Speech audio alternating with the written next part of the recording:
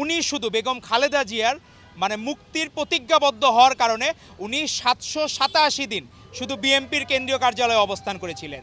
আমাদের এই পিজি হাসপাতাল, যেটা এখন বাংলাদেশ মেডিকেল বিশ্ববিদ্যালয়, সেটি শুরু থেকেই জিয়াউর রহমান থেকে শুরু করে আমাদের আপসীন দেশনেত্রী বেগম খালেদা জিয়া, আমাদের তারেক রহমান, আমাদের নেতা বর্তমান প্রধানমন্ত্রী এবং আমাদের বিএনপির সিনিয়র যুগ্ম মহাসচিব অ্যাডভোকেট রুহুল কবির রিজভী আহমেদ, সকলের স্মৃতি বিজড়িত হচ্ছে এই পিজি হাসপাতাল। যে এখানে যদি আমরা আয়োজনটা করি তাদের দোয়ার জন্য, তাহলে বিষয়টা বাস্তবিক হবে এবং যৌক্তিক হবে।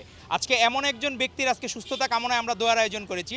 উনি শুধু বেগম খালেদা জিয়ার মুক্তির প্রতিজ্ঞাবদ্ধ হওয়ার কারণে উনি 787 দিন শুধু বিএনপির কেন্দ্রীয় কার্যালয়ে অবস্থান করেছিলেন। 2018 সালের 30শে জানুয়ারি উনি যখন পার্টি অফিসে ঢোকেন, পরবর্তীতে বেগম খালেদা জিয়া 8ই ফেব্রুয়ারি মিথ্যা মামলায়, বানোয়াট মামলায় তাকে কারাগারে নিক্ষিপ্ত করে ফ্যাসিস্ট হাসিনা। পরবর্তীতে যখন উনি কোভিডের সময়, করোনার সময় মুক্ত পান, পরবর্তীতে 2020 সালের 26শে মার্চ সেই পল্টন কেন্দ্রীয় কার্যালয় ত্যাগ করেন বিএনপির সিনিয়র যুগ্ম মহাসচিব অ্যাডভোকেট রুহুল কবির রিজভী আহমেদ। তো আমাদের অনেকের কাছে মনে হয় এ যুগের ভাসানী হচ্ছেন রুহুল কবির রিজভী আহমেদ। কিভাবে সর্বোচ্চ নেতৃত্বকে হৃদয়ে ধারণ করা যায়। আমরা দেখি না, অনেক সময় দেখেন ফ্যাসিস্ট হাসিনা তার কর্মীদেরকে ফেলে চলে গেছে, কর্মীরা ফ্যাসিস্ট হাসিনাকে ফেলে চলে গেছে, কিন্তু ম্যাডাম খালেদা জিয়া এবং তারেক রহমান সেই জায়গায় সফল। তার কোনো নেতাকর্মী তাদেরকে ছেড়ে কোনো দিন যায় নাই, কোনো দিন অন্যায়ের সাথে তারা আপোষ করেন নাই।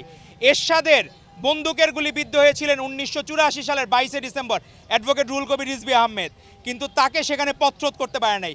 দেশপ্রেমের যাত্রা, উনি অগ্রগামী ছিলেন। প্রতিটি আন্দোলন সংগ্রামে তার ভূমিকা ছিল প্রশংসনীয়। আজকে উনি যে নিজের নেত্রীর প্রতি যে ভালোবাসা দেখিয়েছেন, শ্রদ্ধাবোধ দেখিয়েছেন, 787 দিন নিজের ফ্যামিলিকে স্যাক্রিফাইস করে যেভাবে থাকা যায়, এটি আমাদের ভবিষ্যৎ প্রজন্মের জন্য আদর্শ। ভবিষ্যৎ প্রজন্ম যদি বলা হয় যে আপনি কেমন মজলুম রাজনীতিবিদ হতে চান, তাদের কাছে আদর্শের নাম হবেন মাওলানা আব্দুল হামিদ খান ভাসানী, শহীদ রাষ্ট্রপতি জিয়াউর রহমান বীরত্তম, খালেদা জিয়া, তারেক রহমান, পরবর্তীতে আসবে রুহুল কবির রিজভী আহমেদের মতো নাম। তারা দেশকে এবং তার নেতাকে যেভাবে হৃদয়ে ধারণ করেন, সেটি আমাদের প্রত্যেকটা ছাত্রদল নেতাকর্মীর উচিত সেভাবে ধারণ করা। আজকে আমাদের প্রধানমন্ত্রী তারেক রহমান, উনি কথা দিয়েছিলেন ফ্যামিলি কার্ড করবেন। উনি নিজে প্রজ্ঞাপন জারি করেছেন, ঈদের আগে হয়তো আনুষ্ঠানিকভাবে আমরা ফ্যামিলি কার্ডের যাত্রা শুরু হবে। খাল খনন শুরু হয়ে গেছে, বৃক্ষরোপণ শুরু হয়ে গেছে। যুব ক্রীড়া মন্ত্রণালয় থেকে যারা কর্মসংস্থানের ব্যবস্থা করা দরকার, সেখানে ফ্রিল্যান্সিংয়ের ভিত্তিতে কাজ শুরু হয়ে গেছে। ইমাম মুয়াজ্জিমদের এবারই হচ্ছে ঈদের ভাতা দেওয়া হবে। তো কথা দিয়ে কথা রাখার যে চর্চা, এই চর্চা জিয়া পরিবারের প্রত্যেকটা জায়গায় জীবন দিয়ে কথা রেখেছেন বেগম খালেদা জিয়া। তারই যোগ্যোত্তরসূরি আমাদের তারেক রহমান। আজকেও সচিবালয়ে উনি 9টা 5 মিনিটে প্রবেশ করেছেন। গতকাল ছুটির দিন ছিল, তিনি সেখানে অফিস করেছেন। তো দেশকে ভালোবেসে বাংলাদেশ ভবিষ্যতেই ফার্স্ট অল কান্ট্রি হবে, সেটি আমাদের প্রত্যাশা থাকবে।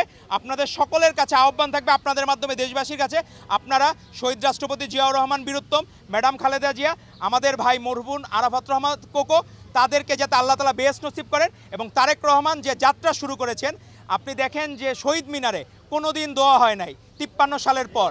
এই প্রথম প্রধানমন্ত্রী হিসাবে উনি দোয়া আয়োজন করেছেন। তো ইসলামকে সত্যিকার অর্থে যে বিএনপি ধারণ করে এবং তার প্রধানমন্ত্রী হচ্ছেন তারেক রহমান, সেটি আবারও প্রমাণিত হলো। কোনো দিন আপনারা দেখবেন বিরোধী দলীয় নেতা কোনো দিন যায় নাই শহীদ মিনারে, এই প্রথম গিয়েছে।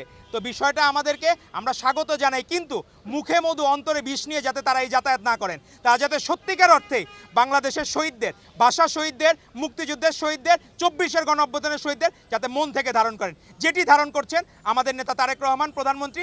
ওনার এই যাত্রা শুভ হোক এবং ওনার নেতৃত্বে বাংলাদেশ ইনশাল্লাহ স্বপ্নের, সাম্য ও মানবিক বাংলাদেশ গড়ে উঠবে ইনশাল্লাহ। আপনাদের সকলকে ধন্যবাদ।